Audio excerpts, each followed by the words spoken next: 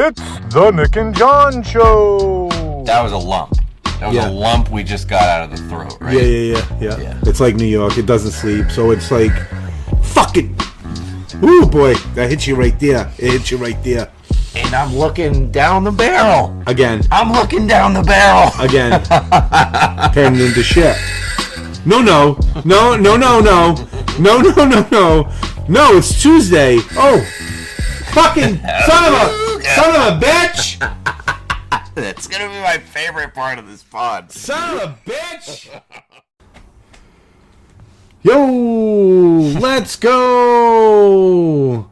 We don't know what this is gonna be about, ladies and gentlemen, but we feel like we should talk about something. We're in a talking mood. We're in a talking mood, and we had the opportunity to bring John to my house, and fuck it, let's get into some other shit. I'm here. I'm live in the flesh. I'm in New Bedford, Massachusetts. What do you think about Massachusetts so far? I'll tell you, it's a lot less threatening than I thought it was going to be. I thought it was going to be like, it's hustle and bustle. It's city. It's big. There's a lot, but it's Jersey for some reason seemed like it was this on steroids. Like it was just so much more aggression. Yeah, I feel it's bigger. Like if we went to Boston, we didn't get to go to Boston, but if we went to Boston, you would like during a work week, you'd feel the same way. It'd be a lot of hustle and bustle, a lot of traffic. You might see it tomorrow when I drop you off. I'm definitely gonna see some of that. You're gonna see some of the Boston, early morning Boston situation on Christmas Eve. So that'll be even worse situation that we're gonna get into. But so is Boston? From your understanding, is Boston one of those cities where, like, we don't give a fuck about Christmas? You're going to work. This machine doesn't stop. Oh, no. Yeah, no, there'll be people, it doesn't sleep. Yeah. It's like New York. It doesn't sleep. So it's like, fucking. We got a newbie. Okay, Ma, what do you want with pardon? Oh, I'm sorry. That, you would be on the, okay, bye. First appearance of Deborah Gula. That's the first appearance of Deborah Gula on the pod, guy, on my phone. Probably didn't even hear her. Yeah. No, she definitely didn't hear anything, guy. But yeah, there's Boston's definitely like one of those cities that never sleeps. So it'll be even on Christmas still it'll be moving. Especially during Christmas. I mean, it's just gonna be such a shit show tomorrow. In and out of Boston, but we gotta get John home for Christmas, man. That's the joke. That's been the joke for this whole time. It was gonna be a Christmas miracle. We can talk about that. Actually, we could actually talk about that. But do you want to first talk about why I'm even in New Bedford? Yeah. Okay. So, unfortunately, it's for a bad situation. Our good friend, brother, I would say, and the fourth wannabe, more than likely, unofficial fourth wannabe, unfortunately passed away on Monday, and he was the greatest, and John felt that he had to be here for this for his funeral and his wake, and I greatly appreciate him coming here. He was he's definitely one of my good friends, John, and he came through and not just for me, because of Jeff J. Parker and what happened. Unfortunately, that's what happened, and he's here to support. We're here to support each other in this great thing. I had so many more thought out intentions and plans to come here on better terms. Yeah, better terms, and do a lot more with you and Jeff. Yeah. As of you all know, episode 7? Yes. Yeah, episode 7, yeah. J.A. Parker. Wannabeez. Savage Compassion. Featuring J.A. Parker, author of Savage Compassion. Like you said, good friend, brother, uncle, mentor, boss, husband, just all around good guy. One of the good ones. I've said it more times than I can count just this weekend alone. I didn't know Jeff like so many of these people I've met this weekend did. And I'm so grateful to Gula for introducing me to Jeff. And I don't know, I feel like no matter what I say on this pod, I'm not even going to even come close to doing it a justice of like how in that short time what like he seized the moment, man. He really every conversation we had, he took his chance in that to make sure that I knew that not he was fully invested. He cared about what was going on with me, but he was just so like he never interacted with you without leaving something with you. I would talk to Jeff, and then for days after Jeff, I would just continue to contemplate the things he said to me, and like let them settle in and digest them. So, anywho, Jeff Parker, like you said, Monday he had a brain aneurysm. Yep. And I got the phone call around 12 o'clock. Nothing really happened. It kind of just happened out of the blue. We will be having a Jeff Parker, a new pod that we're going to be trying out. It's called The Enlightenment. We planned on doing it in installments. We planned on keeping it going, but unfortunately Jeff passed away. We're going to keep doing it, but that was the idea, and we recorded an episode on Sunday. And me, John, and Jeff, which is going to be coming out June 6th. January 6th. January. I keep saying June for some fucking reason. January 6th. It's okay. January 6th. We're going to have an insurrection day. We're going to have a pod on the insurrection. Jeff's going to insurrect his way into your feelings. Yeah. So we did that. The next morning, he was going to the UMass Medical School to do some business. Around 12 o'clock, I got a phone call stating that Jeff just had an aneurysm and he's unresponsive. He's in the ICU. We'll keep you what's going on. We'll keep you up to date. And I was like, know what? I need to know where he is. So me and my wife ended up going up there, and he was in they put him on life support. They kept him going. It seemed like maybe he could make it, maybe he can't. It was back and forth, and then finally I believe on Wednesday they just said it was time, and they pulled the plug. And his wife decided that they were gonna do that.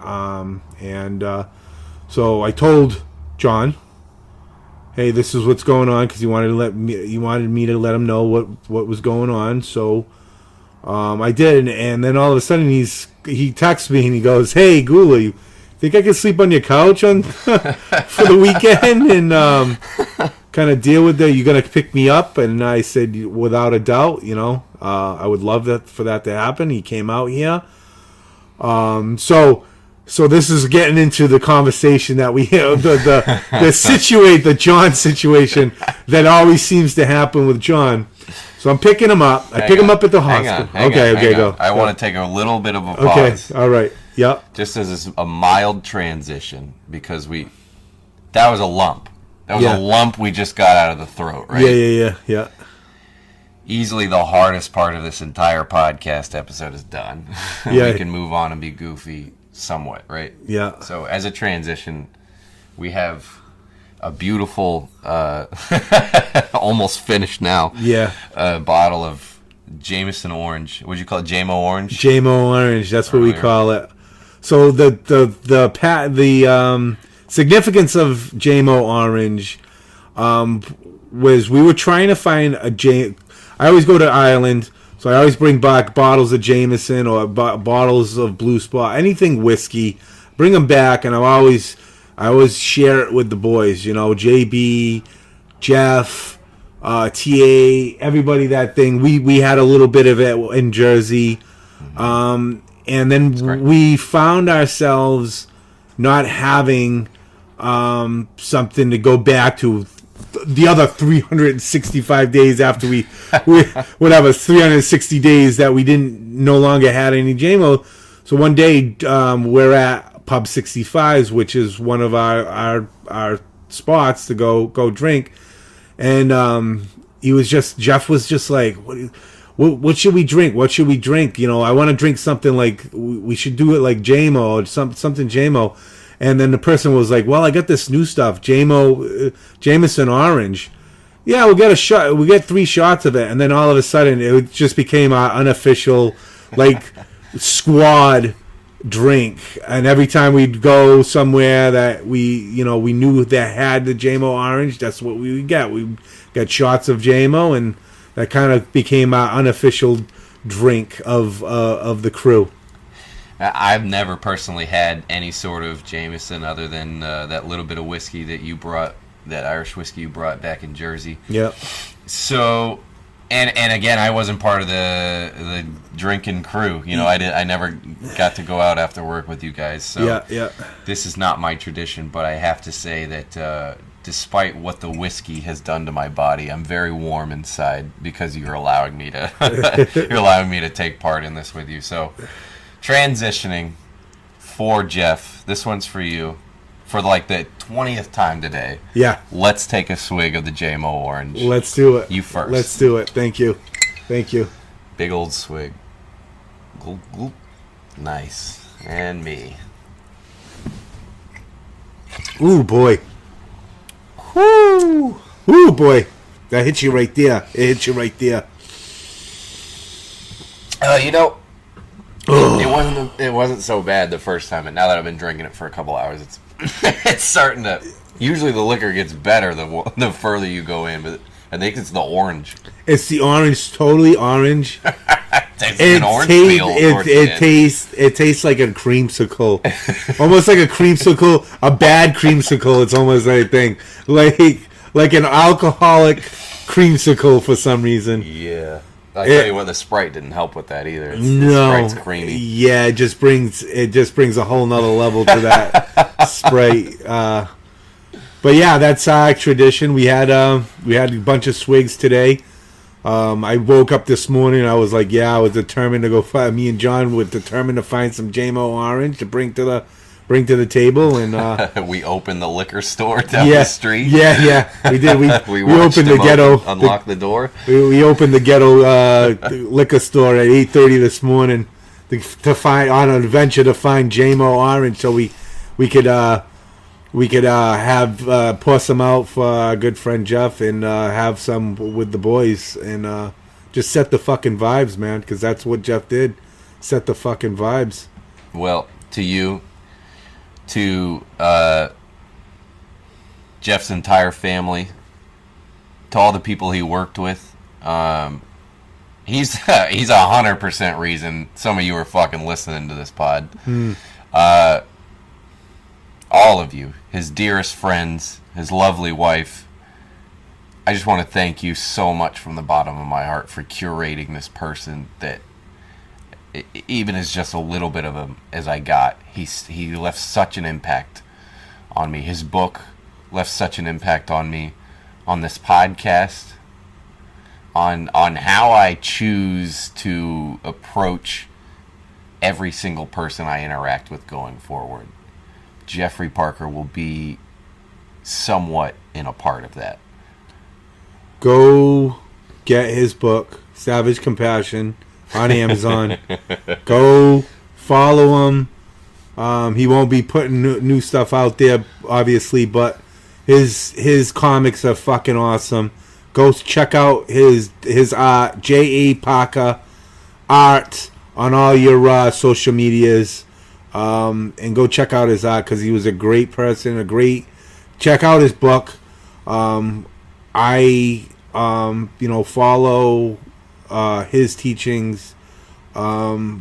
We were good friends, and just go out there. I guarantee you won't be sad or I shouldn't say sad. You won't be disappointed with this book. It's a good book. It will teach you, no matter if you're just getting into the business world or your personal life. It will definitely help you out in all things of life. He was a good person. Go check it out. If you haven't heard enough about that to this point, you don't know the Wannabeez. Yeah, holy fuck. Unfortunately, you need some catching up to do. All right. Go listen to 7. So now you can get back to the story that you were originally setting up before. So this is a good fucking story because this was fucking amazing, guy. So I'm driving back, right? And then my wife goes, well, he's going to the wake. And I said, yeah, I got to drop him off on Monday. So John turns to me and goes, wait a minute, Monday? What are you talking about, Monday? I said, yeah, Monday. That's when your flight goes at 6 o'clock, 6 a.m. on Monday morning. Your flight goes, no, it doesn't. It goes on Tuesday. I said, you better check that. I'm like, no, Gula doesn't know. I don't know what I'm talking about. Listen, I went on. I scheduled the flights, all right? I clicked the button. It was my thumb. It was not Gula's thumb. He doesn't know. I don't know nothing. But now that he's saying this, maybe I should look at it. I pull it up. I'm like, no fucking way. Sure enough, it is set for me to leave 6 a.m. the fucking next morning. Oh man! And I'm like, now he's panicking. Yeah. Well, the panic starts a little bit there because it's a mild level of like, all right, I fucked up. Yeah. But people fuck up all the time, right? Yeah. So then I go one step more, and I'm like, all right, let's change this. And the next screen I go to is immediately, like, it has the button for change flight, but I don't know why the button was there, because as soon as I hit it, it said, you cannot change your flight within this close to the flight. Yeah. Obviously, because it's fucking tomorrow. Yeah. Need 24 hours and all that. Yeah. And my only options are to cancel my flight and to try to find a new one. Which, okay, all right. I play ball. Let's do this. Let's do this some pickleball, guy. Cancel the flight, get another one. So I cancel the flight, and and from the dare I say the peanut gallery from the front seat, Mrs. Gula goes, "Oh, shouldn't have done that," which automatically makes my nerves skyrocket even more. Like my teeth are chattering. I'm like heaving in the back seat. I'm driving and I'm looking in the rearview mirror of John, just like in this despair moment, and I'm just like, John, we'll figure it out. Even if we have to, like, you're gonna have to pay or whatever. You're leaving out the part where you're laughing so hard you might as well be like pissing all over the dashboard. Yeah. I was dying because it was so funny. I'm like, John, it's fucking 4. It's 2 in the morning. You ain't fixing this right now. You're absolutely not. Even if you fucked up royally and it didn't matter, at this point in time, we're driving down the highway on 95, and it's 2 o'clock in the morning, and there's no fucking way you're fixing this at this point, guy. So obviously, I try to fix it. Yeah, so he's fixing it. He's losing his mind. So what kind of flights did you find? I'm looking at. So my first thought is, all right, well, let's just look at the actual flight I wanted. Surely flights run on the same time schedule, right? Yeah. No, they don't. They leave whenever they can. It's random every day. Sometimes they leave at 6, sometimes they leave at 6:15, sometimes they leave at 6:30, sometimes it's 7:40. Yeah. So it's like it's the odds that I'm gonna get the exact same flight just a day later. I'm already fucking reaching for the top of the tree. I'm reaching for that high fruit. But now we should tell them that your wife's at home thinking you're gonna be home at 6 a.m. Yeah. in Chicago. She's gonna come pick you up. Mm-hmm. Now, this kind of puts a monkey wrench in that situation because you're not even going to be there at that time. Perhaps a gorilla wrench. Yeah. Just because as I'm looking at all these flights for the actual flight that I intended to get, they're coming up like $428 one way. I'm serious. One way trip, $428. As much as you paid for the fucking $530. Yeah. Yeah. $430. Yeah, just and ridiculous times. Like I'm getting back into Chicago at 11 p.m. I'm getting in at 4 p.m. Yeah. We're talking Christmas Eve. My wife's wanting me to be at home. At home so that we can do the Christmas Eve stuff. We could do Christmas. You know, I told her, like Bing Crosby said, I'll be home for Christmas. Yeah. Somehow, some way. So it turned into I would say a cross between a Hallmark fucking story and one of those old fucking maybe planes, trains, and automobiles at that point, guy. So we're fucking sitting here going, we need some of that old fucking situation. Did John Candy kill himself? John Candy, no, I think he had a heart attack. Oh, okay. Well, maybe he killed himself by if I didn't kill myself after that, I felt like having a heart attack. That's for sure.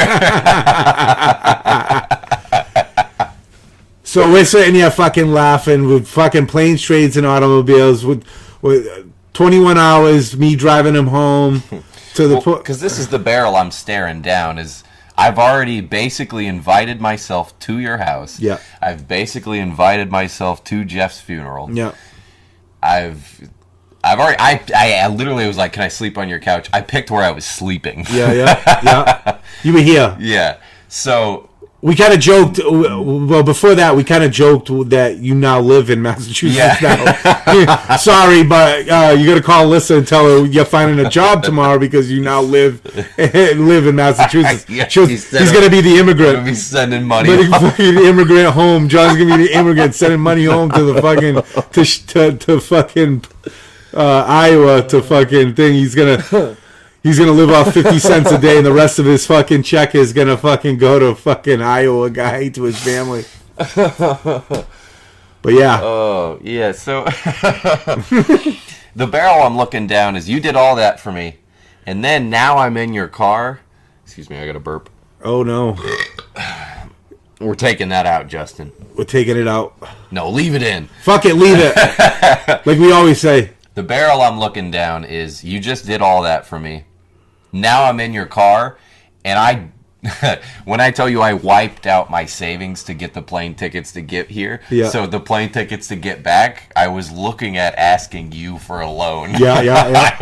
I had no actually other option. I offered for it. You had no other option. There was no other option. Or you were moving into my house. Yeah. You were on my couch forever. It's either a small loan or a large investment. Yeah. Because now I'm homeless. Yeah. I gotta go to Walmart, buy John clothes for his job interview guy, because he's got a couple of sets of fucking clothes in his bag, guy. He was thinking he was staying for 3 days. He ends up 3 months.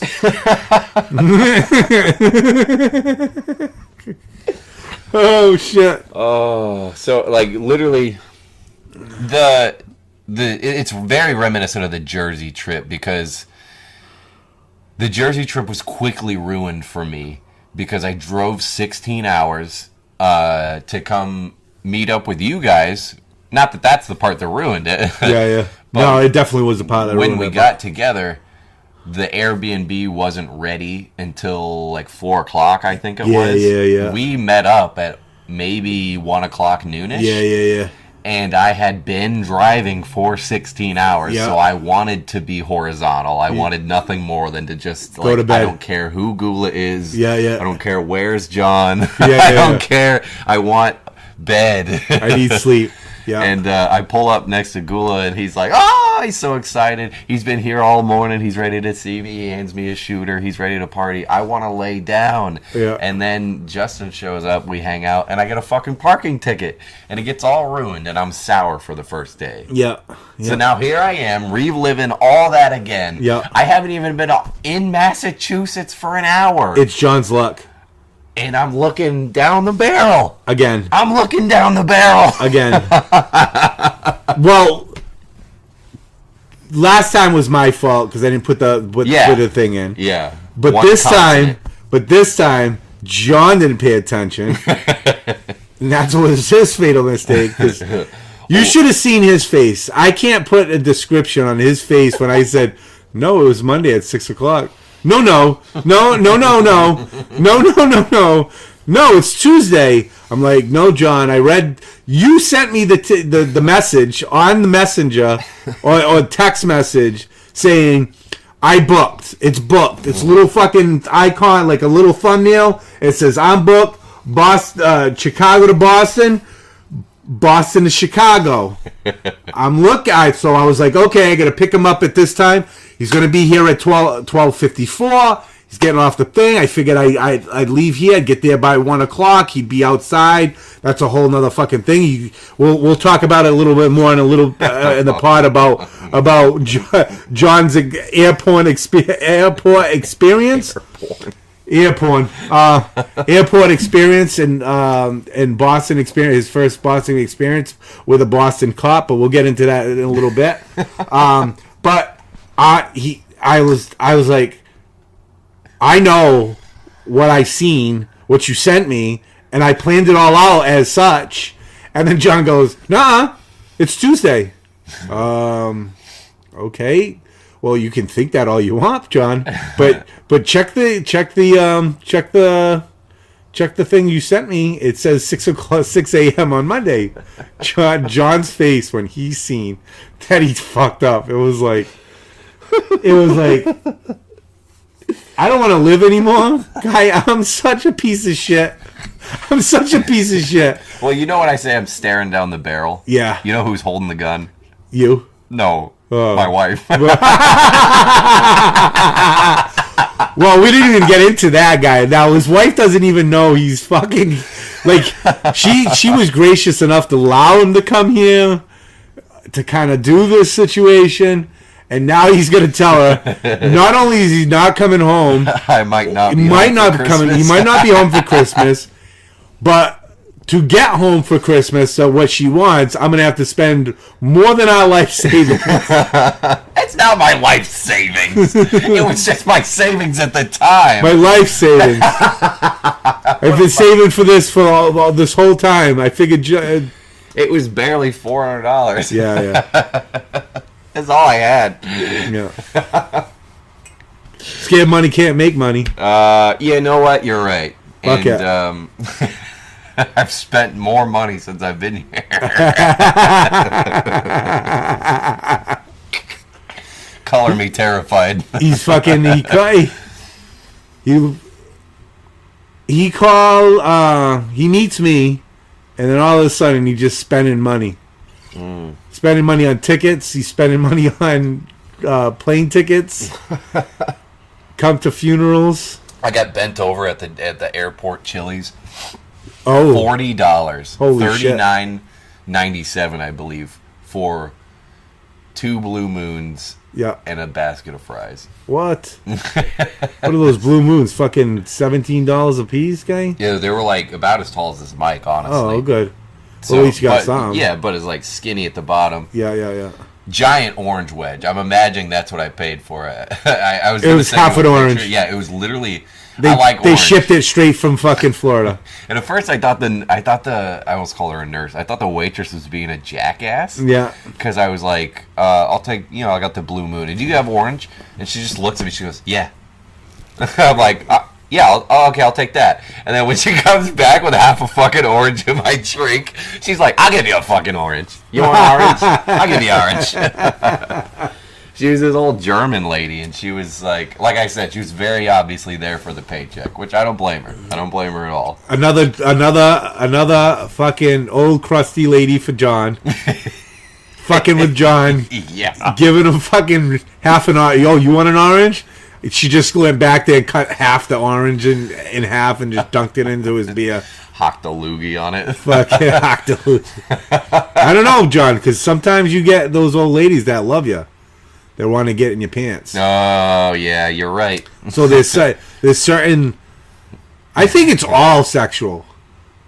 You think it's a sexual frustration? It's a frustration thing. They can't have you, so they say, if I can't have you, I'm gonna take him the fuck out, guy. And then Sharon was frustrated with what she couldn't have. Yeah. So she's fucking with you. If I can't have, I'm gonna destroy his life. That's with all the crusty old women in John's life, because they find out they can't have him, and then all of a sudden they fucking they gotta fuck with him. It's an interesting theory, Gula. I'm gonna have to look into that. I mean, it keeps happening. For some reason, it keeps happening, and I haven't known you that long in the time period that I've known you. But all you've ever heard is just crusty ass women coming after you like fucking cougars. Either they're cougar and want your pants, or fucking. Okay, well, I have another story. Oh yeah. Let's just get into it. Let's go. Wait, we're jumping from story to story. We got the Jameson flowing. Obviously, you heard the story about how I fucked up my airport ticket.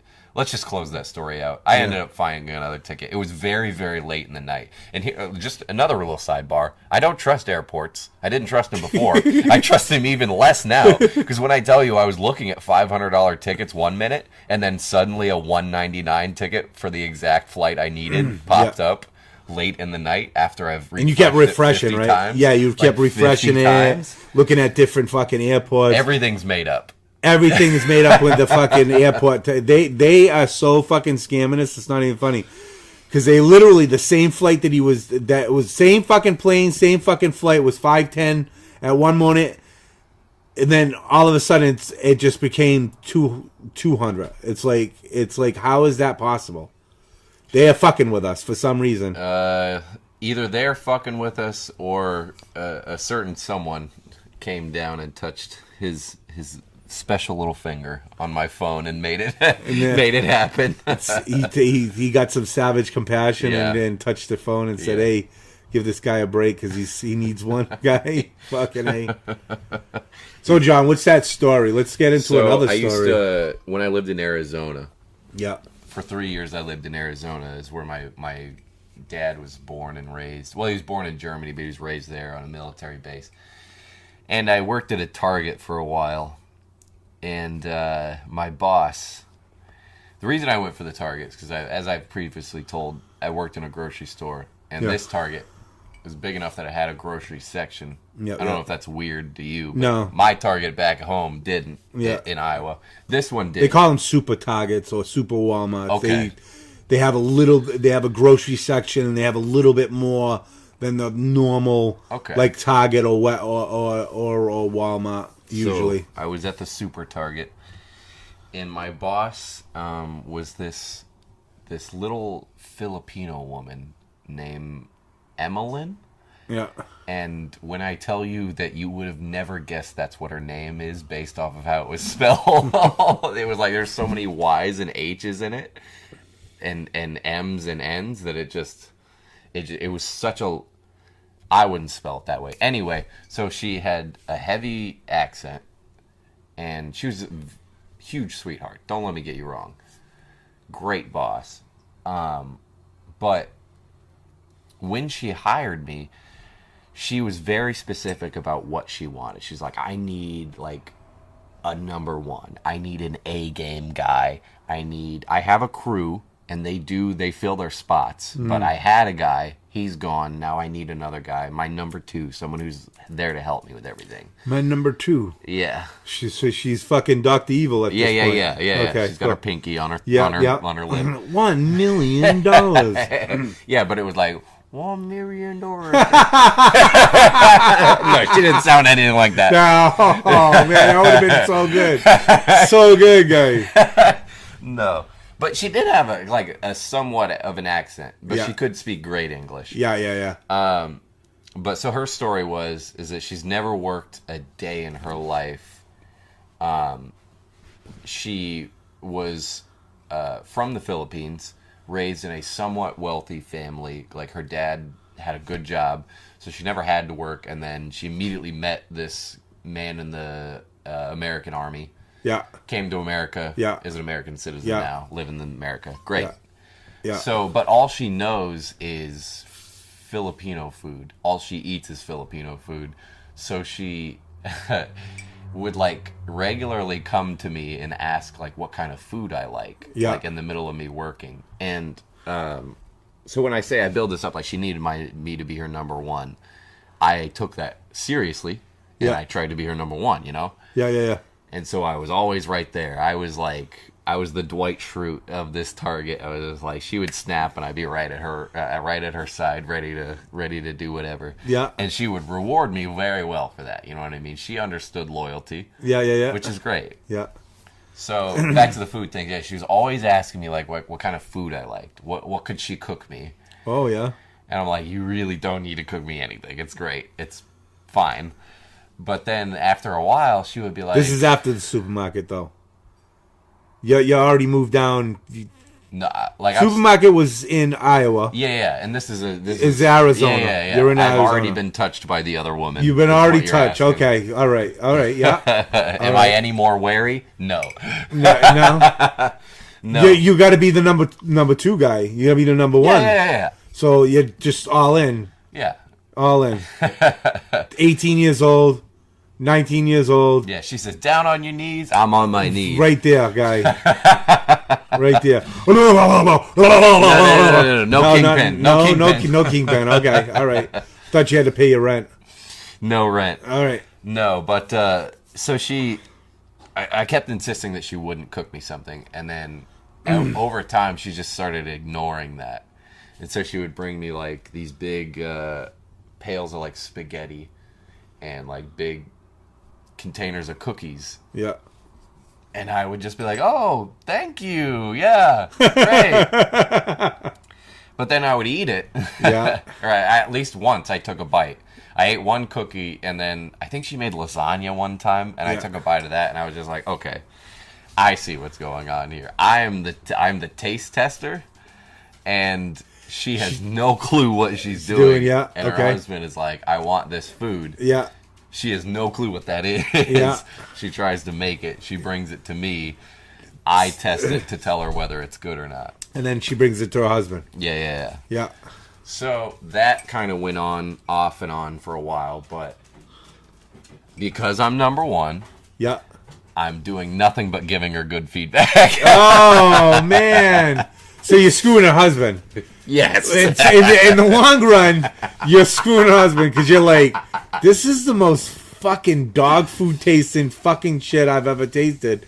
And she's like, oh, great. And you're like, oh, because you're like, you want to be that number one guy. You're like, it's the most best fucking lasagna. So she's like, oh shit, I'm going to fucking feed it to my husband. Her husband's thrown it against the wall, guy, yelling at her, almost beating her at home, guy, because she's not making a thing. And John's sitting there. I don't understand. John like John like it. I don't understand. Who's John? Where's John? So then she would, like I said, she would amp it up even more over time. So at first it was just bringing me food. Then it was asking me what I wanted, cooking based off of what I wanted. Yeah. And then it was like, then one day it was that, a side hug, and a Starbucks gift card on the top. What and the I'm like, fuck? Yeah. And no other employees are getting this. Uh-oh. Not one other of my grocery team is getting this. And so so get me this straight. All of a sudden, John's the bull. Yeah. And she's going to take him home and cuckold her husband. So she went from cooking him food to the cuckold of John. John's a cuckold now.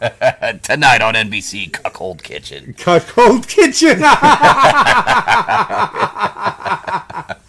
You want food? Do you want my ass? My husband will watch in the corner. Yeah.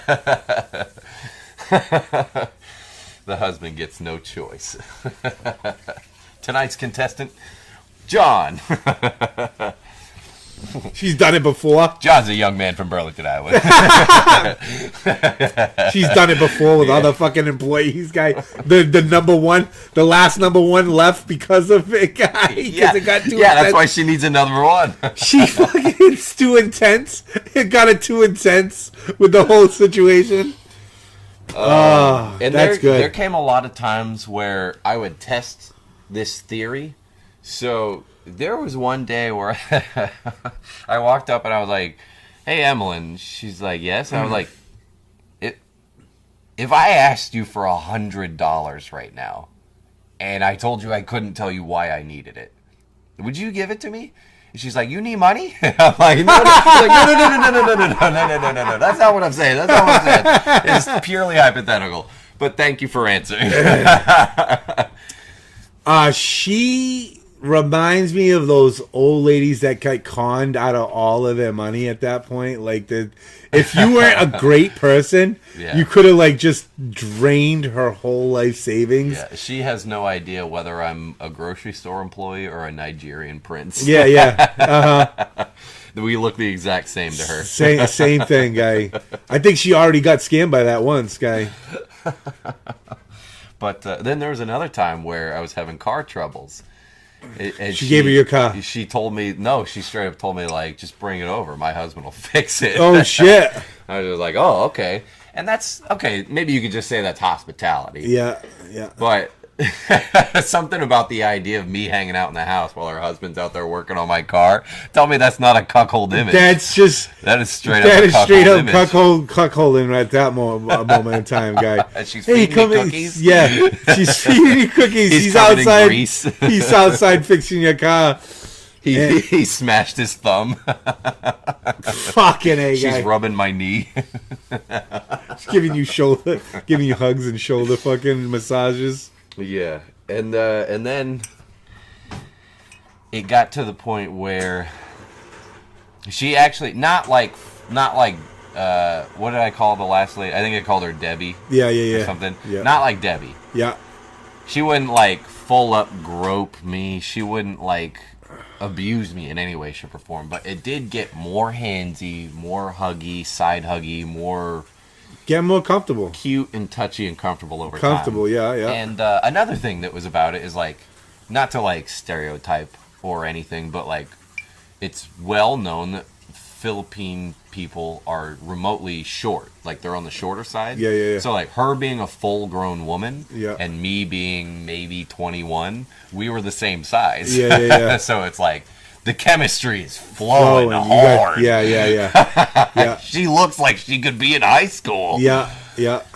And then she comes in this day with this top that is, it's revealing. It's revealing, but it's like it's classy revealing. Okay. So like it's one of those like full shoulder, full sleeve, up down to the elbow. Now was she shuffling papers around with her fingers? No. We were always like out. Wait, what's that got to do with anything? No, the last pod. I'm the last pod. You're saying a thing, but I'm bringing a fucking joke in here that nobody, not a fucking person, knows what I'm talking about. But me and John for the most part should think because he bring up the whole premise of this situation. Yes, I get it. You guys won't hear it till before this pod. Yeah, this one will probably come out after. It'll come out after, but I'm making jokes within this pod that haven't come out yet. Nobody knows what I'm talking about but John. But John doesn't even know what I'm talking about. That's why you're the time comedian. Yeah. That's exactly why. Yeah. I have all conceptions of time and what happened in these times. Time doesn't exist to you. It's just you, a spotlight, and a microphone. Yeah. And darkness around you. Yeah, I'm making up the future. The universe dissolved. Yeah. That's what happened with John's ticket, guy, because I said it was on Monday. It just made it for Monday. Because I'm a time comedian, and I just made it for Monday. You son of a bitch. So I went back in time. I fucking went back in time to where John was. I pressed Monday instead of he thought it was Tuesday. I pressed Monday, and we so we'd have this content. So time comedian strikes again. So she's wearing the. Okay, go back to the revealing situation, guy. I'm sorry, we got off track. We're getting off track, John. She's wearing the revealing shirt. Let me. So it's like if you go to where your collar line is on your shirt. Yeah. It's like an egg shape downward. Yeah. Across her tits. Yeah. And then back down at the bottom of her tits. Yeah. And she wore no bra this day. Yeah. So in all intents and purposes, it's a normal shirt except for like 2 inches in the most important spot. Yeah. Besides the nipples, I guess. Yeah. But I saw... You got some side boob. I saw middle boob. Middle I saw boob. You got middle boob. Double middle boob. Double middle boob. Okay. On my boss. And, I mean, I'm a guy, right? Yeah. I get a oneie. Yeah, right? yeah. I like some boob. I like side boob, middle boob, any kind of boob.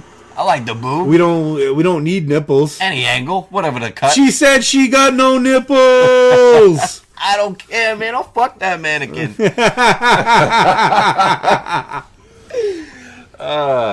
Poor Alyssa. Yeah. Yeah. Well, this is a long time ago. No. You love your wife. I told Alyssa about this, like, literally when I got home. Oh, yeah, I would tell her all these stories about, like, I think my boss is coming on to me. I mean, like, I'm not trying to insinuate that she is, but, like, you got to pick up on signals at some point. You have to feel like you're getting the readings. So, she wore this shirt, and I felt like she got really friendly with me that day. And the kicker about that is I was just like a stalker, right? I just like, not like stalker, like Yellow Jacket stalker, but like grocery store, I stock the shelves. Yeah.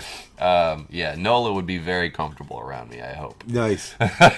No Yellow Jackets here, guy. We're not Yellow Jackets.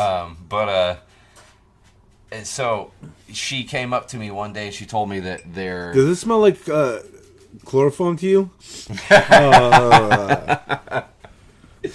You know the funny part about, before you say that thing, I say that because there was a well-known study out there about smelling things, right? When you tell people to smell something, they usually do it. It's like an instinctively thing. Like for some reason kind of like a internal muscle memory. Yeah, we kind of like you know like people say smell my like you smell that, and people are like do you smell that? Even if it's a bad smell, right? It's like you smell it. People like your nose a little bit. People like just breathe it in, like they're breathing in. Yeah, I do smell that guy. So I always joke. I wanted to do this experiment. Just put a cloth full of chloroform and just be like, hey, does this smell like chloroform to you? To see if they like go down and smell it, guy, and pass out. It would be so funny, guy. Like, see how many people I could.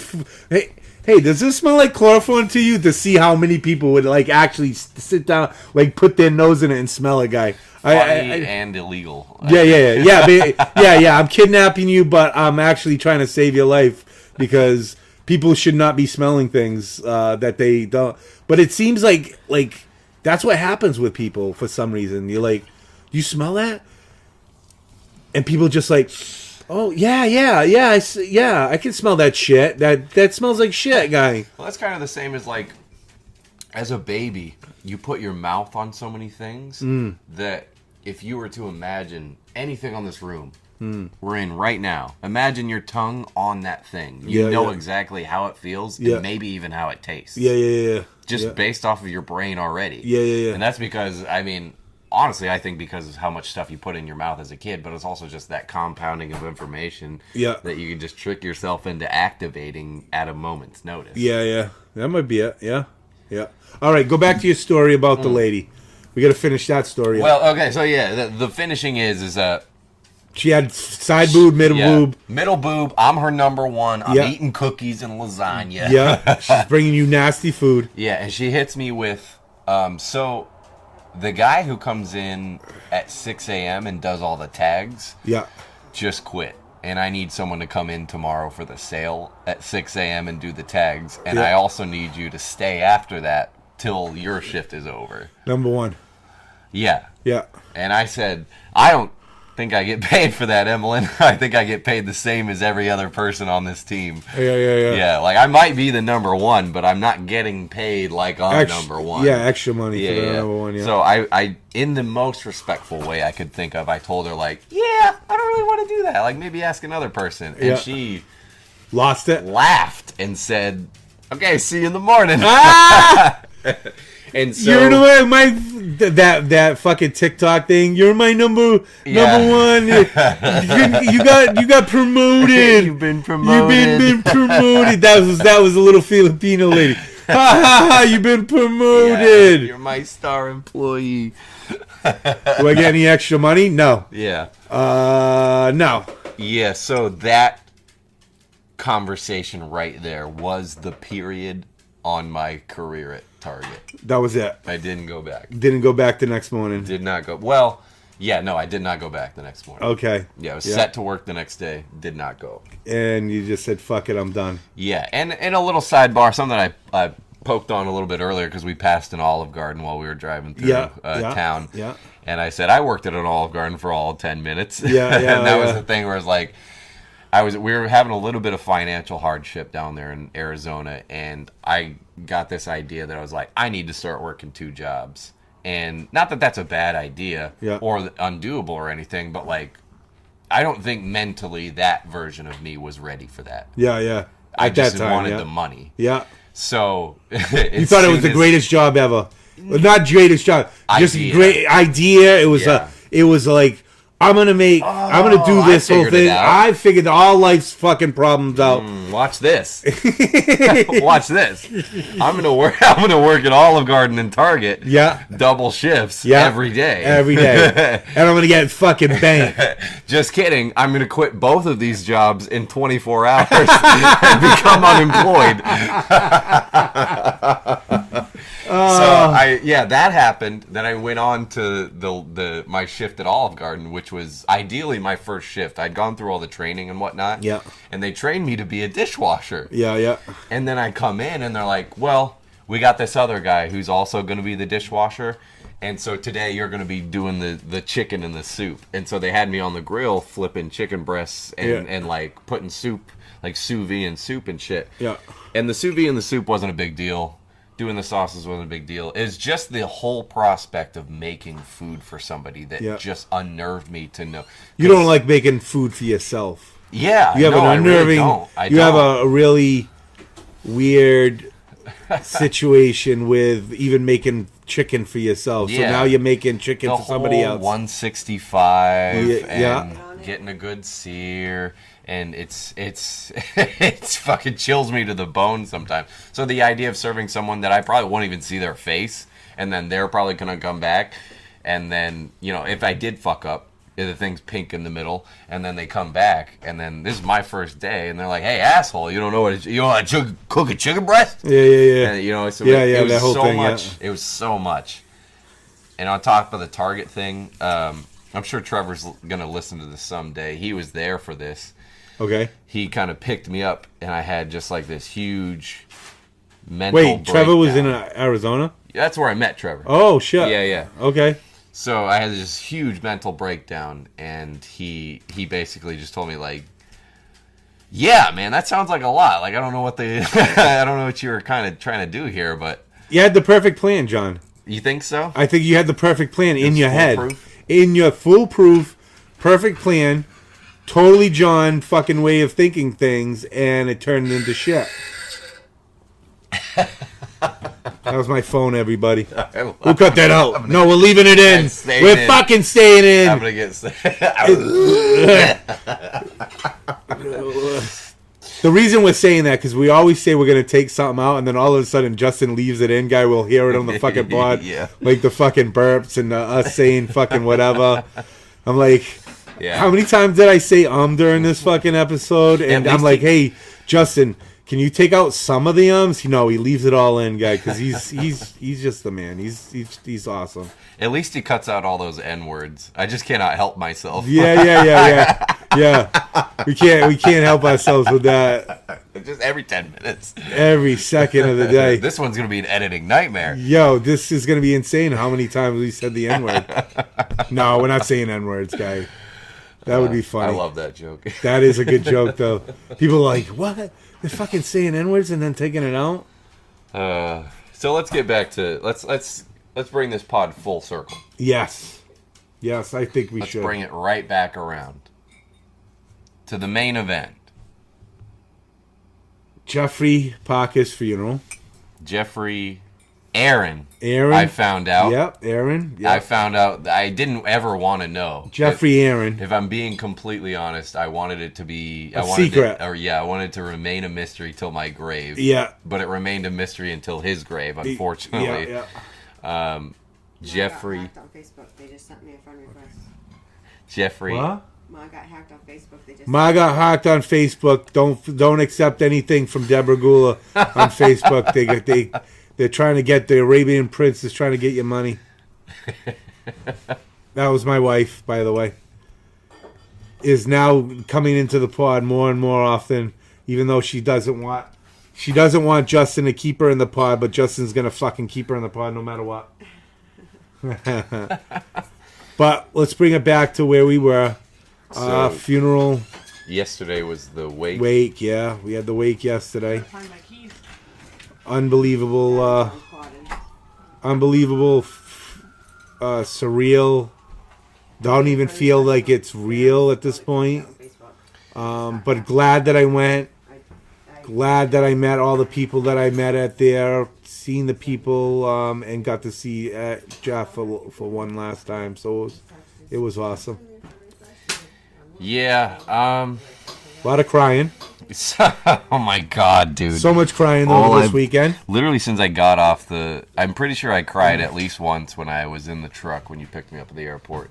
I know I cried when we got here. I cried the next day. Tonight at dinner. Yes, thank you, Sam. I did cry tonight at dinner. Crying tonight at dinner. Thank you for reminding me. Hey, say thanks for embarrassing me. You found a safe place with us. Yes, I did. That's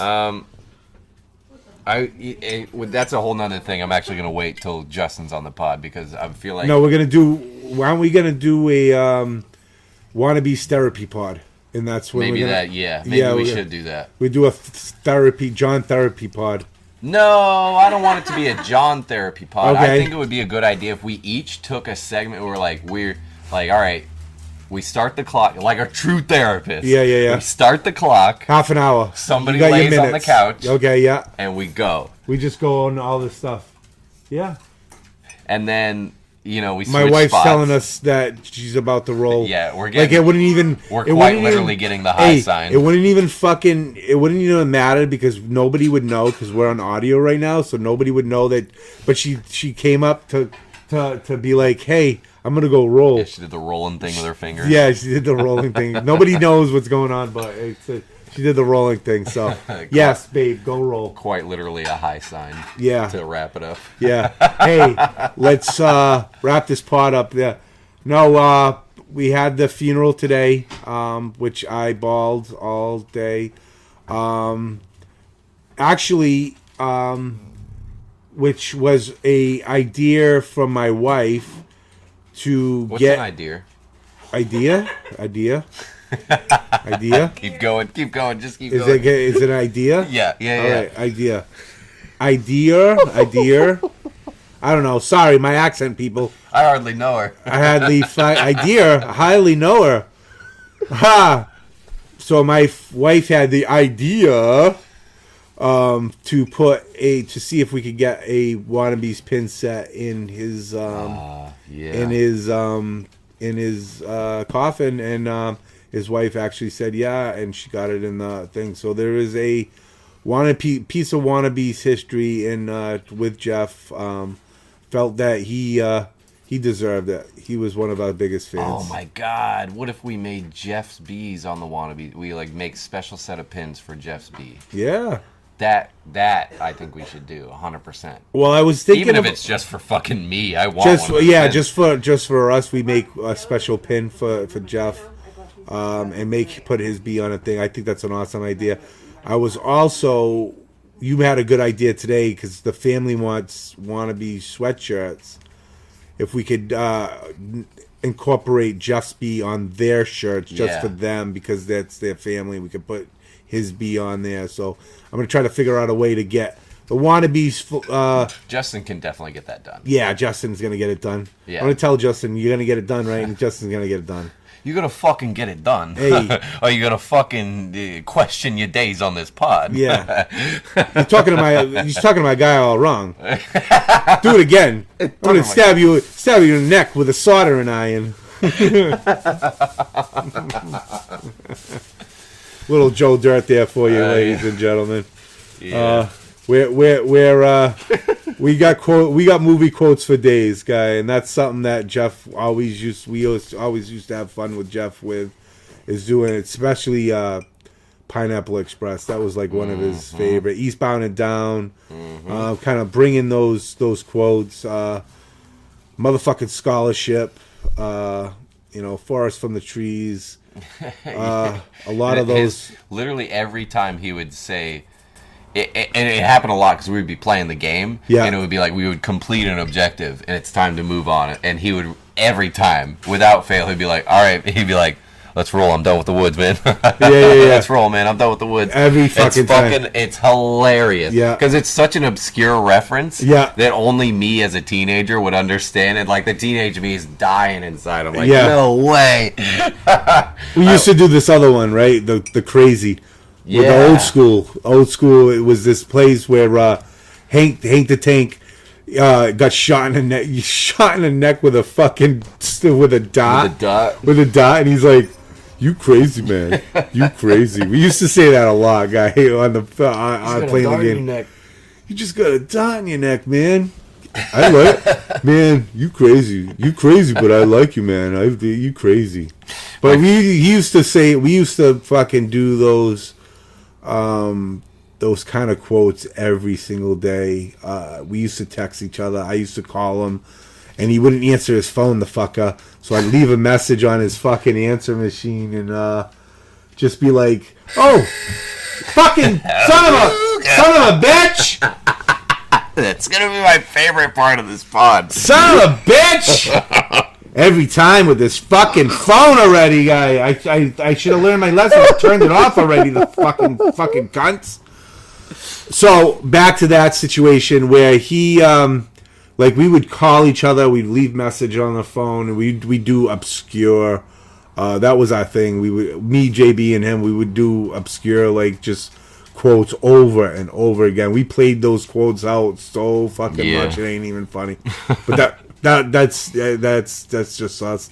I'd call him up. I'd be, "Oh, you don't like me no more? You don't love me no more? I guess I'm gonna have to go kill myself and jump off a building." Then he'd call me back, and he'd be like, "No, you know I love you," and shit like that. So it sounds more demanding than most relationships I've had with any woman. Yeah. Oh yeah. We bust each other's balls 100% all the time. I'd call him up. Because he worked for a electrical supply house, so I would call him up and I'd just bust his balls. I'm pulling all my business. If you don't call me back right now, I'm pulling every single ounce of my business away from you. And he knew I was just fucking around, but it'd just be funny because he would call me back up and he would just laugh and laugh and laugh and laugh, and he's like, "Ghoulie, you're the fucking best, guy." I needed that. I was in with my boss or something like that, and he'd be like, I missed your call, and getting that fucking voicemail of you saying that you're gonna pull all your business and just we're done, we're through, guy. Like we're breaking up, we're divorcing, guy. Like you cheated on me, guy. We do that a lot. It was something. I remember. I don't know if he ever told you about this, but I remember there was one night he had amped us up on the chat that he was gonna play. And then he didn't end up coming through. It was the time. Yep. We said we were always 6 to midnight. It was probably 8 o'clock. But that was another one. 6. Yeah, that was another quote that we would think. Just playing Helldive or playing video games or whatever. We'd say 6 to motherfucking midnight, guy. 6 to midnight, which was always it was always like 8 to 9. Yeah, we'd be an hour, but at 6 we'd be screaming at 6 to fucking midnight. We're gonna play 100 seasons, Rick and Morty, 100 seasons. A lot of Rick and Morty quotes in that situation, but yeah, this one opportunity, we were all sad, and we were like, "Oh, one more game." We're fucking running around, and all of a sudden, shh. out of the sky, which is like it's good. If you know Helldivers, you know that's how you come into the game, like a beam out of the sky. Baby. Yeah, but it was literally like a godsend. We were getting our asses handed to us. Yeah. And he came out. He was just like, "Hello, gents." Yeah. That was another one. And just fucking, we just played for another hour or so. Guy, it was such a great night. And like I could hear like the kick start my heart in my head. Yeah, just like yeah, just because he's there. You know, it just amped up everything. Yeah, feeling. Yeah, that was Jeff, man. He set the fucking vibes, bro. Set the fucking vibes. There was another night that he was supposed to get on and he didn't, and I called him, and I left him a voicemail, but I did my best impression of the main guy from Helldivers, like the beginning when you open it up. So it was just like, "Hello, Jeff. I understand you're not serving your duties as a Helldiver." Like I did the whole thing, and it was like a 2-minute long voicemail, and I just got like, "Dude, you're incredible." Yeah. That's the kind of the person Jeff was. It was just, he was an amazing person, and I'm gonna miss him real much. I'm gonna miss him. So on that note, we're here. We got an hour and a half. We got hour and 5 minutes. I think we've done our duty today, at least for this time. So we got at least 3 oogas. Yeah, we got some oogas. How are we gonna end this one? Well, it doesn't. I don't know. What is this? It's not enlightenment. It's not enlightenment. It's not even really. It's not a Wannabeez. It's a John. It's a us and John. So we're gonna come up. How about this? We got to come up with a name for this fucking one episode or one pod. Conceiving another show. We can conceive another show, but maybe it's our show. Yeah. Maybe it's me and you show, and we haven't figured that part out yet, because we still haven't figured that part out, because it was kind of like enlightenment was going to be like the 4 of us, maybe the 3 of us, and then have like rotating guests, maybe enlighten them in and talk about the different topics. That's still going to happen between me and you. Mm-hmm. We're going to have the same premise, get people to come on that dabble in the stoicism situation, and we're going to talk about topics like nothing, like Jeff didn't, just Jeff is still here. So that's going to be that thing. But we got to come up with a thing for me and you. Like me and Justin got, where's John? Maybe this is a where's Justin. That seems a little too easy. Yeah. Too phoned in. Too phoned in. It was too phoned. Oh man. Nobody's gonna fucking. Wait a minute. Okay, I'll let you tell it. I've got to say this because I love this fucking thing. So. Everybody knows about the Halloween situation. John put his fucking blood, sweat, and tears. Alyssa put her blood, sweat, and tears into this. Don't leave out Justin. I believe Justin worked harder than any of us, but Justin always. That goes without saying. Jesus, John, let me get to the fucking good parts. So he did that promo. He was he did the music for the intro stuff. He put bats and all this stuff in. So when it came to this the one that just came up, so apparently Christmas pod. It was the Christmas pod, and apparently his wife tells him. Yeah. She listens to the promo. I just finished editing the promo. Okay. And I play it back for her. Yeah. Okay. Yep. And she says, "Would you phone this one in on this time?" Yes, you could. You could have. You could have phoned this one in, didn't you? Yeah. I'm like, what? She said, well, the Halloween one, it had so many sound effects. You guys did so much with it. This one's got some silver bells and a ho ho ho. It's got literally nothing else. I thought that was the funniest shit, guy. I've been busting his balls this whole whole morning, guy, because I thought that was the greatest thing ever, guy. Fucking, did you just phone this in? You're not dedicated, John. It's literally Alyssa's way of being on the Where's John situation, guy. Yeah. You're not really You're not dedicated to the Christmas pod, and you phoned it in. Actually, now that you mention that, it sounds like a great idea for the next Where's John. Because I might not be available, but she probably will be. Yeah. Oh, I would love to have Alyssa be on a Where's John, because that would be funny as shit, guy. That would be too funny for her to be on there. I know my wife well enough to know that she will do nothing but absolutely eviscerate me on mic. She will tear me into shreds. That makes it even better. Because the whole premise about Where's John is to shit on John and make up things about John. Yeah. Oh, John's uncircumcised. Oh. John has a 14-inch penis. Wait a minute, he doesn't have a 14-inch penis. Yeah. He has an innie. Wouldn't it be funny if John had a big cock? Wouldn't it be funny if John had a small cock? Oh, that's too funny. All right. That's so good. All right. So this is it. Toby, you got anything to say on the pod? Say something, Toby. Merry Christmas. Oh, come over here, Toby. You got to say that in the mic. Say it in the mic, Toby. Say it in the mic, Toby. Merry Christmas, everyone. Yeah. Yes. That's Toby's first pod, and he wants to wish you a Merry Christmas. There you go. So this whole pod, this whole bottle of Jameson. Yes. This whole weekend, this whole man, I'm pointing to myself, all of this, I dedicate to Jeffrey Aaron Parker, to his family, to his book, and to his legacy that me, Gula, and I hope every single person who listens to this pod carries on with every action they take. Just go out there and be savagely compassionate. And make sure you spread compassion with the utmost savage. That didn't make sense. That didn't make sense. I tried. He tried to be Jeff. He tried to be the Jeff of the situation. He's not Jeff, and he can't do it. I'll never be. But what was Jeff? We said it today. What would Jeff end this pod with? Positively.